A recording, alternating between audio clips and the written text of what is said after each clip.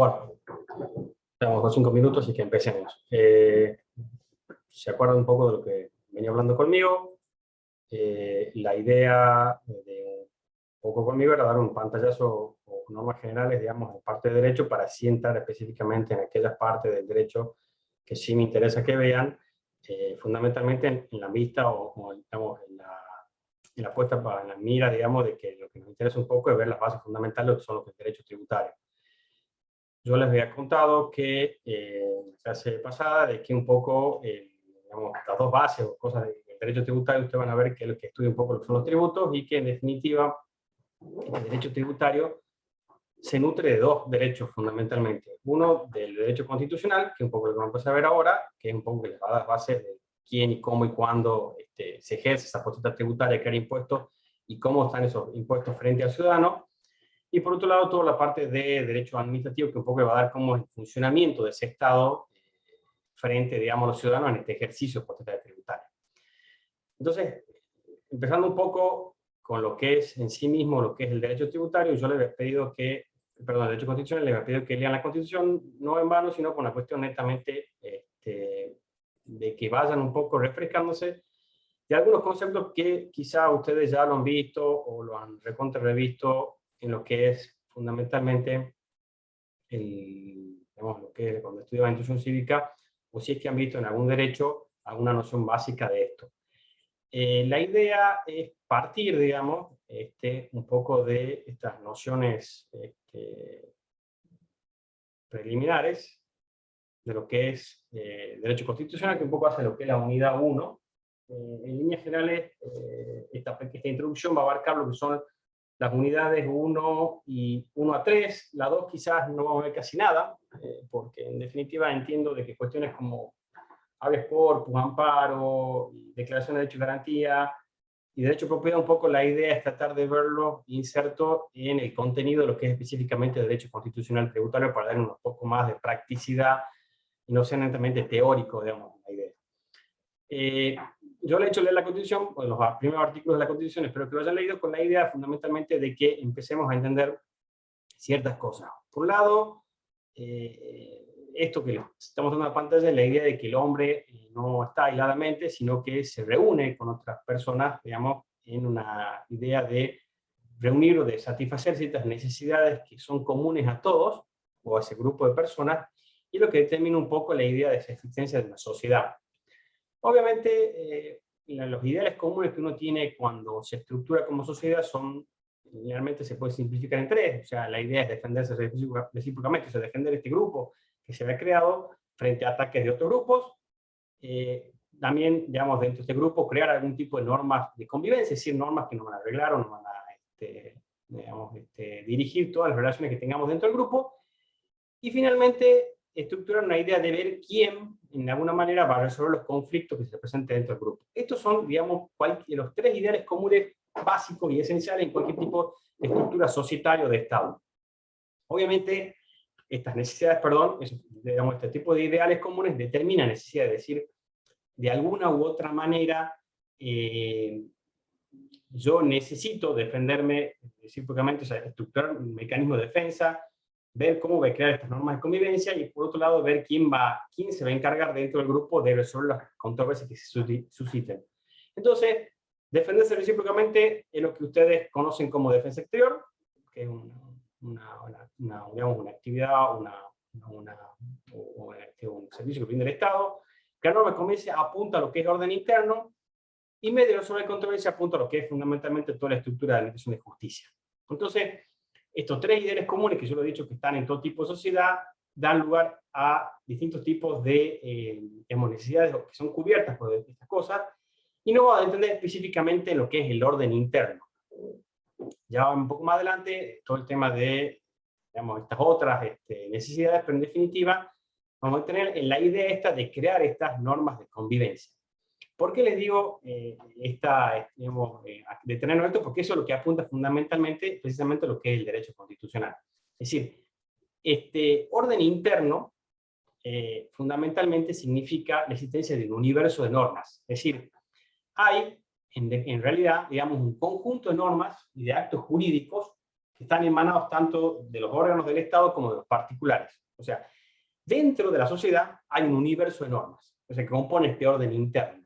Y este conjunto de normas, ya sean de normas o de actos jurídicos, ya sean de reglas, en definitiva me refiero con normas, pueden venir del órgano, del Estado o de los particulares. Bien, la particularidad que tiene este orden interno es que este orden interno no es amorfo, o sea, no está reunido de cualquier manera, y no es al azar, sino que está rigurosamente estructurado. Y está estructurado en lo que se denomina como ordenamiento jurídico. Volvemos al tema.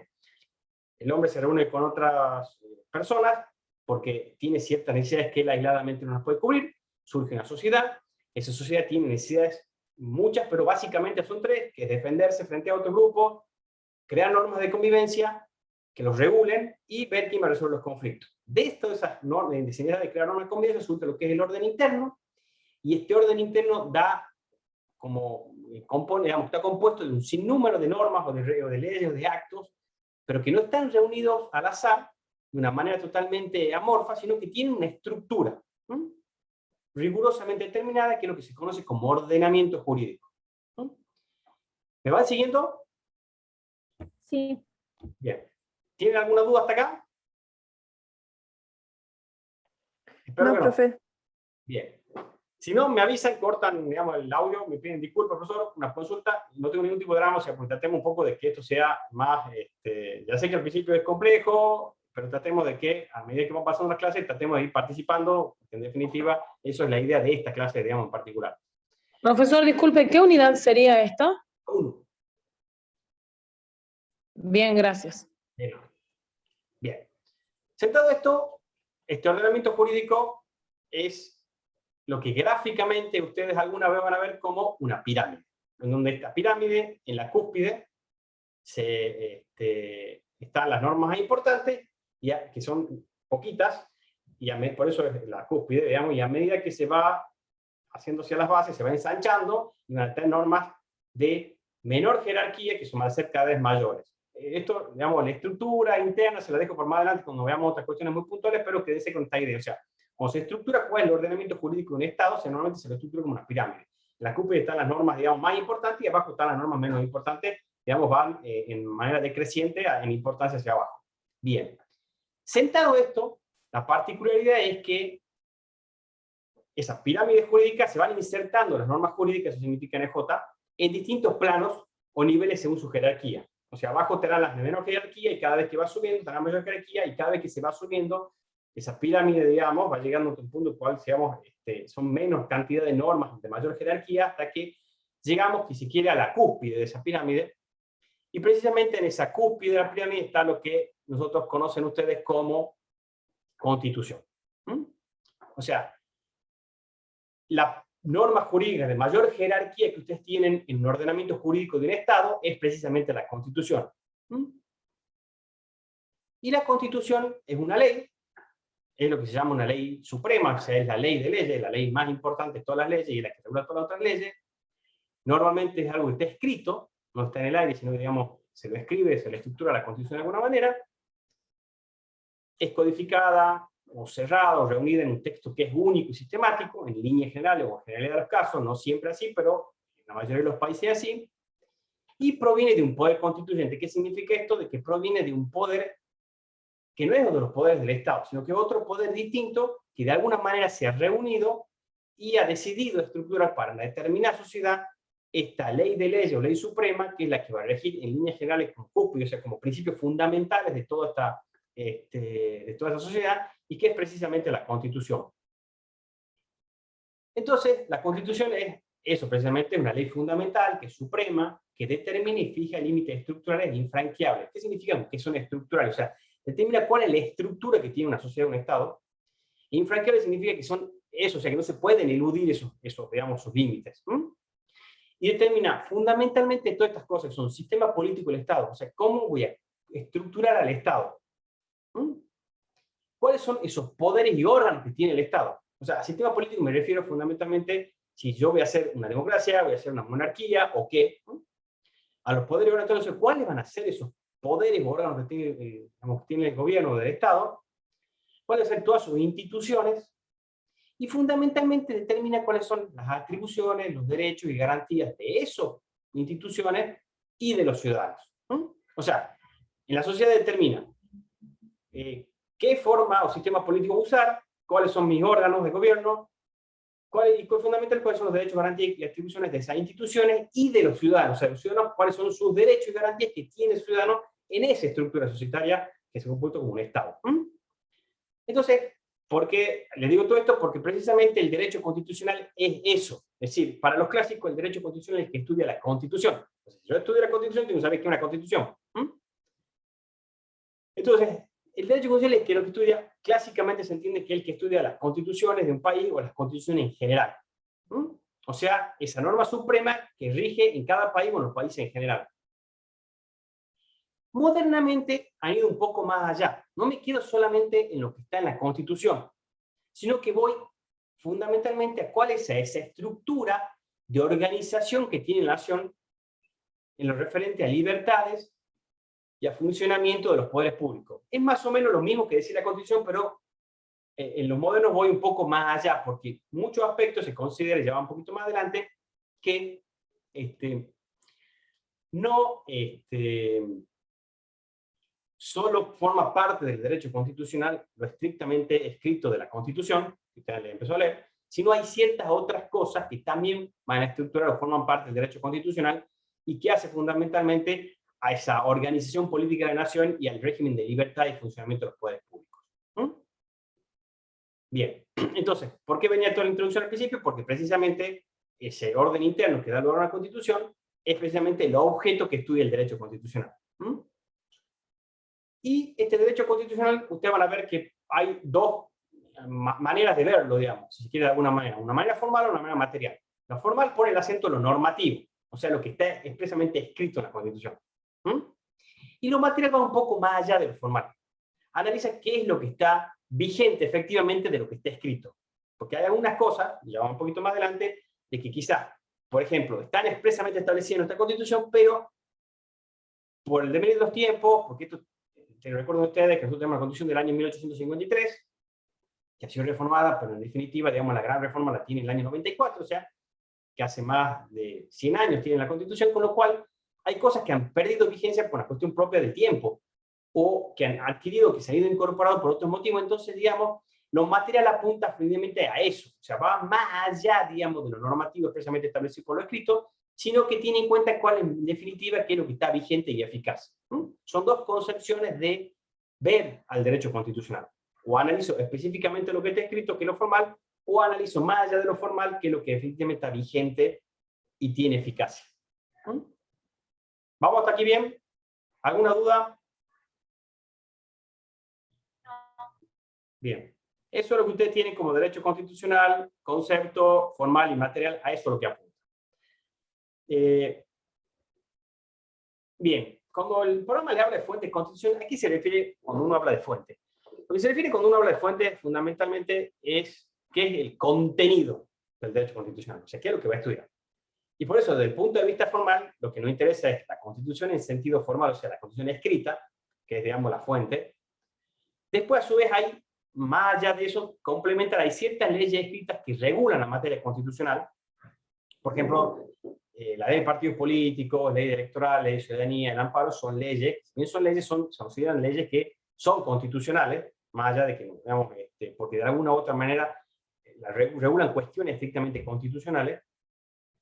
Y después están hay ciertos tratados internacionales que tienen jerarquía constitucional, como por ejemplo nosotros tenemos ciertos tratados que son acuerdos celebrados entre el Estado Nacional con otros estados, que forman parte de esa cúspide que yo les he dicho arriba, junto con la Constitución. Por ejemplo, el Pacto de San José de Costa Rica, que quizás lo han escuchado millones de veces, que son pactos declaraciones de derechos y garantías del hombre, pactos de derechos humanos, etc. Hay un sinfín de pactos, entre los cuales 11 esos sinfín de pactos, digamos, que ha suscrito el país, nuestro país, que específicamente establecido en la Constitución, tienen jerarquía constitucional, con lo cual están en la cúspide junto con la Constitución. O sea que si yo voy a ver, digamos, algún tipo de derecho o garantía, además de leer la Constitución, tengo que ver de alguna u otra manera estos tratados para ver qué otros derechos también, o cómo regula algún tipo de derecho específicamente los tratados, porque forman parte de esa cúspide. Es decir, ¿qué significa que la cúspide? Que junto con la Constitución regula todo lo que está por debajo. Todo lo que está por debajo no puede estar contrariando a lo que está por arriba. Es un poco la idea del esquema de la pirámide, es decir, las normas que están abajo tienen que estar en consonancia con la que está arriba y así sucesivamente hasta llegar a la cúspide, y en esta cúspide que está la Constitución es la que rige, digamos, todo lo que está por debajo. Y si nada de lo que está por debajo puede estar en contra, digamos, de lo que está la Constitución. O sea, este es el contenido del derecho constitucional o fuentes desde el punto de vista formal.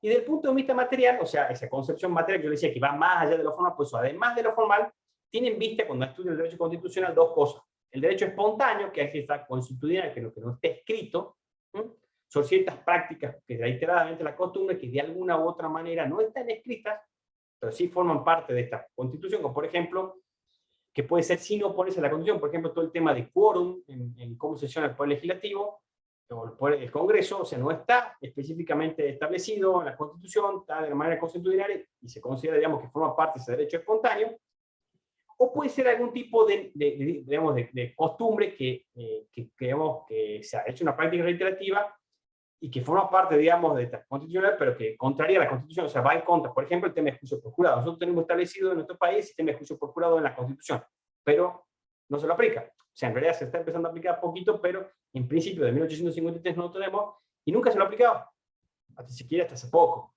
Pero, en definitiva, entonces algo que la costumbre es como que ha ido dejando de lado, digamos, y por eso es un poco lo material apunta a lo que está vigente. Y finalmente, otra de las fuentes del derecho constitucional es el derecho judicial, o sea, la jurisprudencia. ¿Por qué?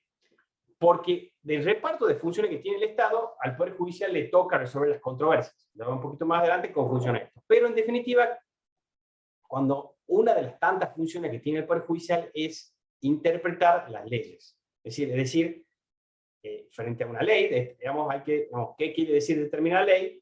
El Poder Judicial es la que se encarga con su sentencia de hacer eso. Y como la Constitución es una ley más, el Poder Judicial también tiene esa facultad de intérprete de la Constitución. O sea, frente a alguna discusión sobre qué se debe entender sobre alguna cuestión de la Constitución, es la jurisprudencia de los tribunales de justicia la que determina el sentido y el alcance. Entonces, por eso, también para los que ven al derecho constitucional desde el punto de vista material, interesa, digamos, la jurisprudencia de los tribunales sobre las normas constitucionales, el sentido que le ha querido dar la jurisprudencia de los tribunales de la Constitución, porque en definitiva es una fuente también del derecho constitucional, porque es lo que nos permite saber qué es lo que nosotros debemos entender sobre determinadas cosas. Por ejemplo, cuando el artículo 75, inciso 12 de la Constitución faculta a dictar códigos de fondo, muchos entienden de que cuando la Corte ha hecho una interpretación de que esos códigos de fondo, ninguna ley provincial puede contrariar esos códigos de fondo. Son interpretaciones, digamos, que digamos, sostenidas jurisprudencialmente, o muchísimas otras, digamos, que un poco es lo que va marcando, digamos, el contenido del derecho constitucional. ¿Alguna duda hasta ahora? Así no sea esto un diálogo mío. Profe. Sí. Sí, ¿puede poner la diapositiva anterior, la de el derecho constitucional formal y material? ¿Esa? La anterior es esa. Gracias. Bien. Deme un segundito. No, ya se la paso, o sea, se la pongo a subir, no te preocupes, ¿no? O sea, no hay nada. Bueno, gracias. Lo formal apunta a lo estrictamente escrito, a lo que está ahí, a lo que está escrito en la Constitución, o sea, estudia esto, nada más que esto, y lo material pone digamos, esto y las leyes que tienen jerarquía constitucional y los tratados que están acá establecidos que tienen jerarquía constitucional, y lo material va más allá de lo escrito, sino va más de lo que de acá, qué está vigente, o qué es lo que se aplica de acá, o cómo se lo aplica. Y de eso es lo que apunta un poco lo material, es decir, de lo espontáneo, o sea, hay cosas que están acá, que no se aplican, contrarían la Constitución, como juicio jurado, o hay cosas como el tema del quórum, que no se oponen a la Constitución, pero es un derecho constitucional no escrito, o bien interpretación que se ha hecho de esto, o de los artículos que están acá, o qué se entiende cuando un artículo dice tal cosa, que es a través de la jurisprudencia. Entonces, hasta ahí vamos con el tema de fuentes. Más o menos, espero me hayan entendido. Bien. Bien, y aquí va todo esto, digamos, un poco. Yo le he hecho leer la Constitución y espero que quizás hayan leído ustedes, más que los artículos, el preámbulo. O sea, el preámbulo es lo que está antes de los artículos de la Constitución. Y el preámbulo dice: no, los representantes del pueblo de la Nación Argentina, reunidos en el Congreso General Constituyente por voluntad y elección de las provincias que lo componen, en cumplimiento de los pactos preexistentes, con el objeto de constituir la unidad nacional, afianzar la justicia, consolidar la paz interior, promover la defensa común, promover el bienestar general y asegurar los beneficios de la libertad para nosotros, para nuestra posteridad y para todos los hombres del mundo que quieran habitar el suelo argentino, invocando la protección de Dios, fuente de toda razón y justicia, ordenamos, decretamos y establecemos la Constitución para la Nación Argentina. Este versito, que quizás lo han escuchado muchísimas veces, responde mucho de lo que les vengo diciendo. Es decir, cuando yo les decía que la sociedad se estructuraba con la idea de dar una defensa exterior, un orden interno y que resuelva la controversia, el preámbulo, que es un poco el decálogo, digamos, lo que le interesa, o sea, para qué viene, digamos, el poder que constituyente a crear esta constitución, hablan de constituir la Unión Nacional, habla de afianzar la justicia, promover a la defensa común. O sea, todas esas cosas apuntan a esas necesidades que yo les decía, digamos, afianzar la justicia. Entonces, esa idea, digamos, es lo que un poco les va marcando, es un poco, yo les decía, digamos, toda esta introducción al principio, ¿cierto? Esto no viene de la nada, no es que, digamos, no es una meramente cuestión abstracta, sino que precisamente ustedes, si leen un poco el preámbulo, van a ver que precisamente todo lo que vengo marcando es lo que se está estructurando acá. Toda esta idea, digamos, de establecer esa constitución, todo establecer, digamos, esta constitución que rija para la Argentina, precisamente está plasmada en ese y responde un poco a lo que yo les vengo diciendo, es esa idea de sociedad que se reúne, que tiene un ideal común, que tiene perspectivas comunes y que busca defenderse, busca establecer un orden interno y busca fundamentalmente afianzar, digamos, o establecer reglas de convivencia que le permitan, y a su vez, estructurar un sistema de mecanismos de resolver controversias con el afianzamiento de la justicia. Y todo lo que viene con posterioridad es un poco programa o destino a que apunta, digamos, este país que para todo el hombre del mundo que quiera habitar el suelo argentino, buscando la protección de Dios contra la justicia, y extendidamente promover el bienestar general y asegurar los beneficios de la libertad para nosotros, para nuestra posteridad y para todos los que quieran habitar el suelo argentino. O sea, ese es un poco, digamos, la perspectiva, o sea, hacia dónde apunta la Constitución de nuestro país. Esto, ¿a qué viene un poco? La idea de que viene un poco es para que ustedes vean un poco en este tipo de cuestión de clasificación de constituciones. Es decir, todo lo que yo vengo hablando hasta ahora va o apunta a la idea de esto. Es decir, usted tiene un sinnúmero de clasificaciones, digamos, de tipo de constituciones. Y vemos un poco cuál es la de nuestro país, que es un poco la tipología de la constitución formal argentina. Para eso un poco tenemos que saber cuáles son los distintos tipos de variables que nosotros tenemos. Entonces tenemos dos tipos, las clásicas son escrito o no escrito disperso. ¿A qué apunta lo escrito? O sea, apunta fundamentalmente a la que está codificada. O sea, reunión sistemática en un único cuerpo expresamente, digamos, de todas las normas o estas fundamentales de constitucionales. Y no escrito dispersa es que carece de esa unidad en un único cuerpo. Y puede ser que está totalmente no escrita, o sea, quizá, digamos, a través de la costumbre, que en realidad no existe hoy por hoy ningún tipo de este tipo de, digamos, de constitución,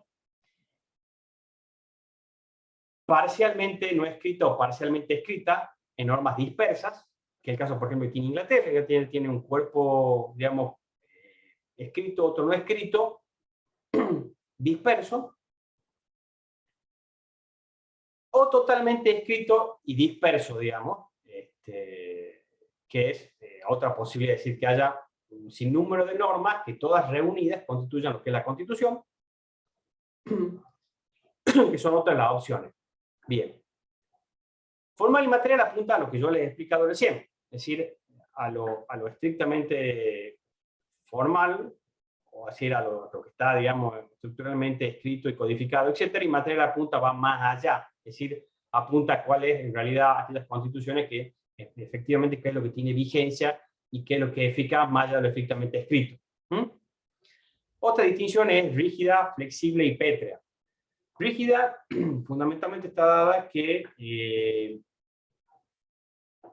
el contenido de la Constitución ustedes lo tienen y de alguna manera no puede ser modificado.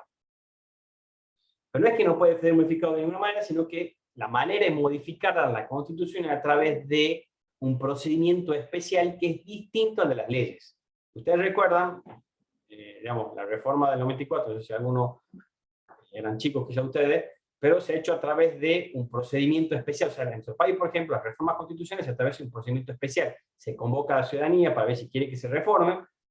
Una vez que la ciudadanía, digamos, ha decidido sí o no, se hace, digamos, una ley especial, se convoca a un poder constituyente, se eligen digamos, constituyentes que van a esa reunión y que en definitiva ven qué es lo que van a modificar. Por eso se dice que es rígido, porque tiene todo un mecanismo especial, no un mecanismo común. O sea, no es por una simple norma, que sería la flexible, del Congreso que se modifica un artículo. Supónganse ustedes que hay algún tipo de artículo de la Constitución Nacional que establece alguna cosa, entonces deciden por la ley del Congreso modificar ese artículo. Eso no se puede hacer, o sea, por lo menos en nuestro país, pero sí hay otros países que tienen específicamente este sistema. Entonces, rígido, yo necesito un procedimiento especial para modificarlo, flexible, no, lo puedo modificar con una otra ley. Y petro significa que aquella constitución que no se puede modificar.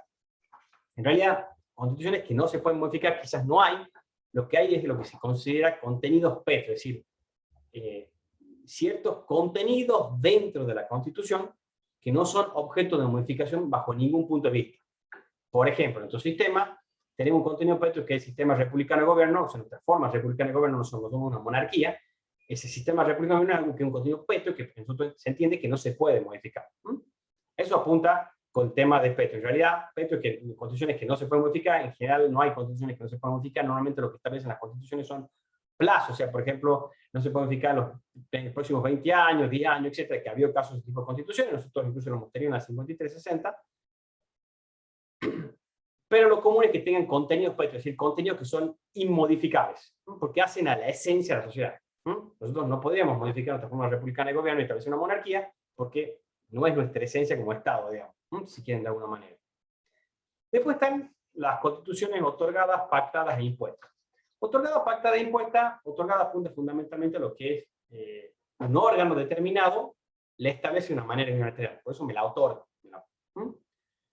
Pactada es cuando deriva de un acuerdo, compromiso entre la comunidad o entre sectores de la comunidad, e impuesta es cuando viene o emana de un poder constituyente que tiene su base en el pueblo y surge un mecanismo determinado de establecerse. Y después están las constituciones originarias y derivadas. Y originaria y derivada apunta fundamentalmente a esto, digamos, a la idea de... Disculpe, profesor. Sí. No entendí muy bien la diferencia entre otorgada e impuesta. Otorgada es cuando, digamos, en líneas generales, un órgano estatal la establece unilateralmente.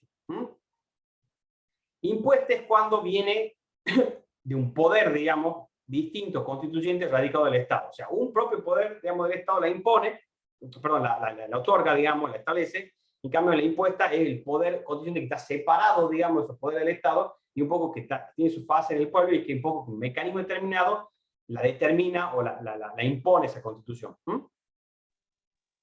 Podría ser, por ejemplo, impuesta, como cuando era el golpe de Estado, por ejemplo, mientras que otorgada sería el gobierno en sí. La otorgada sería por ahí quizás, si querés de alguna manera unilateralmente le impone el Estado, a alguien, digamos. ¿Profesor? Sí, apunto un poco al impuesto al poder constituyente. Sí, disculpa, te escucho. Sí, las modificaciones que se hacen en la Constitución debería ser la manera impuesta, ¿verdad? Porque una asamblea constituyente que claro, elegida por el pueblo, digamos, algo así. Por eso digo, son tipos. Nuestro país tiene un sistema así, digamos, un poder constituyente. Hay otros países que tienen otro sistema totalmente distinto. O sea, por eso le digo, más allá de las clasificaciones, digamos, que es un poco lo que quiero llegar, digamos, hay distintos tipos, pero un poco lo que vos planteás. Un poder constituyente viene y me la impone, digamos, que es algo totalmente distinto. O sea, no es un poder del Estado, no es un órgano del Estado que la ha establecido. Eso es lo que yo quiero que lo entiendan, digamos. La pactada va entre un acuerdo de compromiso entre un órgano del Estado y la comunidad, o un sector de la comunidad que es un poco intermedio, y la impuesta especialmente viene de un poder constituyente que también, digamos, no solo la puede imponer, sino también la idea de la reforma, en algunos países, como el caso de nosotros, es a través de ese mecanismo. No sé si ya quedó medio claro. Son conceptos medio abstractos que quizás, digamos, con ejemplos, un poco más adelante lo va a entender un poco más claro, pero en líneas generales, quédate con esa idea. Quizás a alguno le cuesta porque no es nuestro mecanismo entenderlo, pero bueno. Y después está la originaria y derivada. Las originarias son en cual el texto de la Constitución viene dado de una manera nueva, es decir, digamos, son creadores, o sea, se decide, digamos, el texto surge de algo innovativo, nuevo. En cambio, los derivados son aquellas constituciones que vienen ya de algún tipo de modelo anterior, o sea, digamos, innovador con, en realidad, adaptaciones al sistema nacional. Más allá de lo estrictamente teórico, digamos, que es lo que yo les venía dando, la idea es, que es lo que preguntaba con esta clase, un poco la idea es que ustedes sepan dónde está parado nuestro país con todo esto. Por eso yo les he hecho que lean un poco los primeros artículos de la Constitución en la idea o en la, digamos, particularidad de que veamos específicamente qué es lo que tenemos nosotros en nuestro país en este sentido. En líneas generales, si ustedes ven el tema de la Constitución, o sea, es fácil. Nosotros tenemos una Constitución escrita o no escrita. Escrita. Bien. Nosotros tenemos una Constitución escrita. Y dentro de la escrita, digamos, está todo. O sea, no tenemos ni disperso, o sea, no tenemos un número de leyes que constituyen la Constitución, como por ejemplo algunos otros países, y tampoco totalmente o parcialmente escrita, como puede ser el Estado de Inglaterra, que tiene normas que son constitucionales, más costumbres que componen, tenemos todo esto no escrito, digamos, un mix de cosas, que no es nuestro esquema. Después, desde el punto de vista formal o material, nuestro sistema es un sistema más bien formal, o sea, nosotros se hace mucho acento, digamos, en la Constitución en lo que es específicamente, digamos, en lo que está escrito y codificado, más allá de lo estrictamente, digamos, eficaz, que un poco lo que apunta un poco más bien al estudio de la Constitución, más que a lo estrictamente de la Constitución en sí mismo. Nosotros tenemos una Constitución que es del esquema rígido flexible Petro. Nosotros tenemos una Constitución que es precisamente rígida, y tenemos un mecanismo especial para poder modificarla, que no es el mismo mecanismo en el cual ustedes se dictan las leyes por el Congreso, con la particularidad que tiene ciertos contenidos que se consideran Petro, como por ejemplo el sistema republicano de gobierno. O sea, nosotros no somos una monarquía y nunca vamos a hacerlo, somos una república. Nuestro sistema es precisamente un sistema federal, que otro que ya va un poquito más adelante en otra clase, ¿qué significa esto? No somos unitarios. Por eso un poco yo les quería que lean, digamos, los primeros artículos de la Constitución, porque es un poco lo que les va marcando precisamente eso, de las características que tiene nuestra Constitución. Después, entre otorgada, pactada e impuesta, nosotros tenemos un esquema más bien de impuestos, y precisamente en cuanto a originarios y derivados, nosotros tenemos, si se quiere de alguna manera, tenemos un esquema originario, si bien hay una copia, digamos, a ciertos constituciones en otra parte, pero un poco lo que se toma son pactos, digamos, preexistentes. Por eso habla de el preámbulo y incumplimiento de pactos preexistentes. O sea, no viene como una constitución, digamos, dada por alguna constitución anterior, sino a través de pactos que se han hecho con anterioridad, que han ido marcando precisamente las características que debería tener este sistema de Estado. Es un poco, digamos, lo que ha ido dando esta idea de constitución originaria. Después ustedes van a ver que hay una clasificación que habla de tipo relacional normativo, historicista, sociológica. Es muy filosófico, de jurídico, quizás no hace mucho a la idea de ustedes, pero eso apunta a la idea de que nuestra Constitución tiene un plan, o sea, hacia el futuro. Por eso habla, digamos, del preámbulo, con, digamos, promover la bienestar general y asegurar los beneficios de libertad para nosotros, para nuestra posteridad, para todo el habitante del mundo que quiera habitar el suelo argentino. Es un poco, habla del plan hacia el futuro que quiere nuestro país. Y por otro lado, tiene esa particularidad de esos contenidos que son afincados en la comunidad, que preexistían en la Constitución, y le dan ese carácter, digamos, propio, particular que tiene nosotros, y que es un poco lo que yo planteaba de estos contenidos previos, que son la democracia como forma de Estado, el federalismo, o sea, que nosotros tenemos un Estado nacional y los estados provinciales, esa forma republicana de gobierno, que se opone, digamos, a la idea monárquica, que precisamente, digamos, por lo cual nos independizamos de España, y un poco, digamos, ese reconocimiento de las declaraciones de derechos y garantías, que un poco lo vemos más adelante, de los, digamos, que tienen los ciudadanos frente al Estado. Hay ciertos derechos y garantías que son modificables, con lo cual obviamente componen, forma parte de ese contenido P3. Entonces, la idea un poco de la clase de hoy era apuntar, más allá de que vayan leyendo el artículo de la Constitución, es apuntar fundamentalmente a dónde estamos parados, digamos, cuando analizamos todo esto de la Constitución, qué es esto de Constitución, digamos, cuál es nuestro esquema fundamentalmente, para, en las clases que viene, analizar dos cosas fundamentales, digamos, o dos partes, si quiere, que ustedes van a ver que se habla mucho de la Constitución. Una parte estrictamente dogmática y una parte estrictamente orgánica. O sea, normalmente tiende a dividirse el contenido de la Constitución más allá de que esté reunido o disperso en dos grandes partes. Una parte que, digamos, si se quiere de alguna manera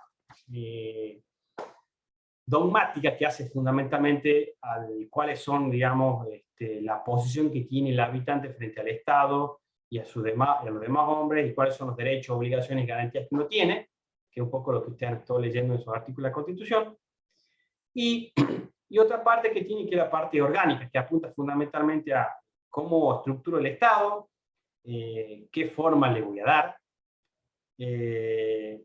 cómo fundamentalmente va a ser la forma de gobierno, y definitivamente cuáles van a ser los órganos que tenga el Estado, y en definitiva cuáles van a ser esas atribuciones y funciones que tengan los órganos del Estado.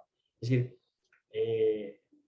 ¿para qué un poco vemos todo esto? Porque en definitiva, precisamente, el derecho tributario es, digamos, un choque, digamos, si quiere de alguna manera autograficarlo como así, de dos grandes posiciones: un derecho tan fundamental y tan garantizado como es el de la propiedad, que está en esa parte dogmática, y por otro lado, el ejercicio de esas potestades y de las funciones de uno de los órganos del Estado para, digamos, por determinadas especificaciones, que es el de crear los tributos y de imponerse a la sociedad, que está en la parte, digamos, si se quiere de alguna manera orgánica. Entonces, digamos, ustedes deben más o menos ubicarse dónde está cada uno. Entonces, por eso la idea, cuando un poco estructuramos derecho constitucional, y precisamente para permitirnos llegar a lo que es derecho constitucional tributario, es precisamente ver un poco cómo se estructura el Estado, que lo vamos a ver en la clase que viene, quién de los Estados tiene que determinar funciones, cómo se ejercen esas funciones, y en definitiva cómo esas funciones se entrelazan o se vinculan con ese ejercicio de esta potestad tributaria con el derecho de propiedad que tiene el ciudadano. Entonces, obviamente nos lleva un poco para sentar un poco las bases, que quizás es este tipo de introducción que les he hecho con la clase de hoy. En la clase que viene, que vamos a arrancar, primero, antes que nada, no sé si tienen alguna duda de lo que he venido explicando. ¿Les resultó claro, entendible, un poco aburrido? Profesor. No, todo bien, profe. No sé quién quiere hacer algo. Constituciones impuestas. ¿Hola? ¿Sí?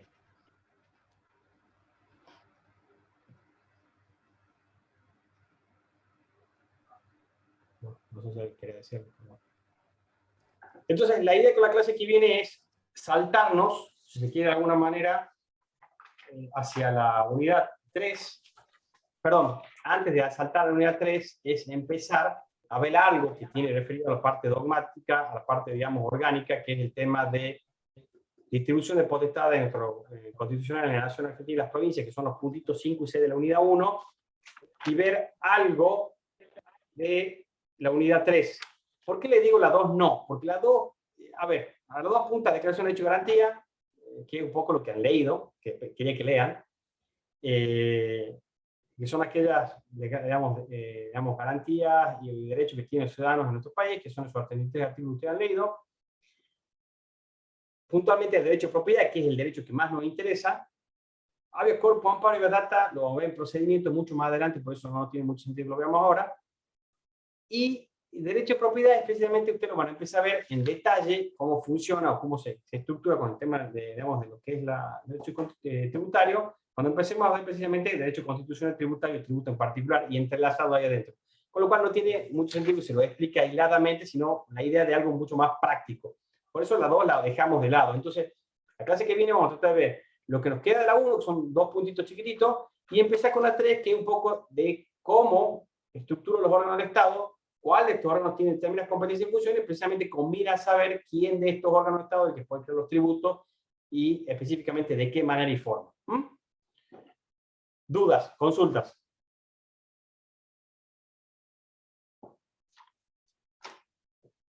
¿Ninguna? Bien. Como ven, soy bastante riguroso en los 45 minutos. No vamos a apurarnos más de esto.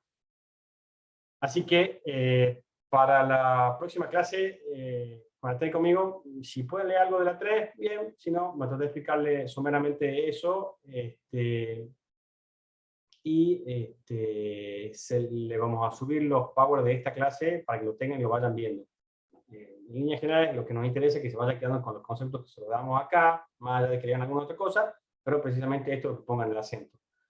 Así que, si es que no hay más dudas ni consultas, los libero y nos vemos en la próxima clase. Profe, hay un compañero que preguntó qué artículos tenía que leer. Yo calculo que habla de la Para. Constitución.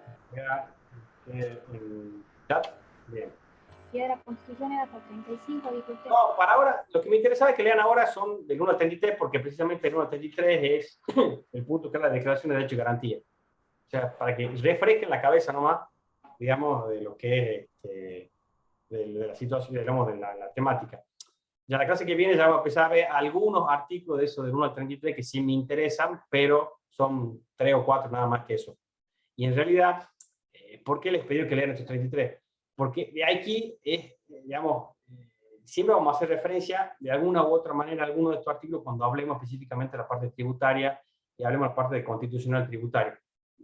Por eso quiero que lo vayan leyendo como para que se acuerden y después lo vamos a ir, digamos, entrelazando. Por eso, por ahí, lo que yo le explicamos desde el principio de clase con el contador Fauno es que la idea de que esto es un poco más, no netamente teórico, si bien algunas cuestiones son específicamente teóricos, quizás las primeras clases sí, sino darle un entrelazamiento, digamos, con cuestiones estrictamente prácticas. Por eso, por ahí van a ver que hay temas que los salteamos para verlo cuando veamos lo específicamente práctico, o sea, para que vean cuál es el sentido de poner esto en el programa, cuando vean una cuestión netamente práctica.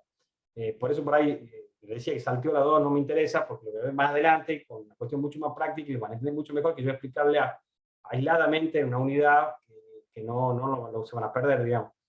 Entonces, la lectura de los artículos es un poco para que se refresquen, digamos, la cabeza, digamos, se acuerden de algunas cosas, y en definitiva, como para que la clase que viene, cuando yo le haga referencia a algún artículo, se acuerde más o menos que estaba ahí dentro de su artículo. Pero en cada una de las clases vamos a ir diciendo más o menos qué artículos se pueden acordar de ustedes para que lo sepan, así que no te preocupes en ese sentido, porque se lo vamos a ir diciendo. Bien, otra duda. No hay. Bueno. Los dejo, los libero para la próxima clase. No va a ser conmigo, pero la próxima que vengan conmigo vamos a ver lo que es algo de la 1, lo que nos queda, y empezamos a ver con la 3, para que ya empecemos, digamos, las clases, las otras clases, o más adelante ya empezar físicamente a ver con la parte específicamente del tributario.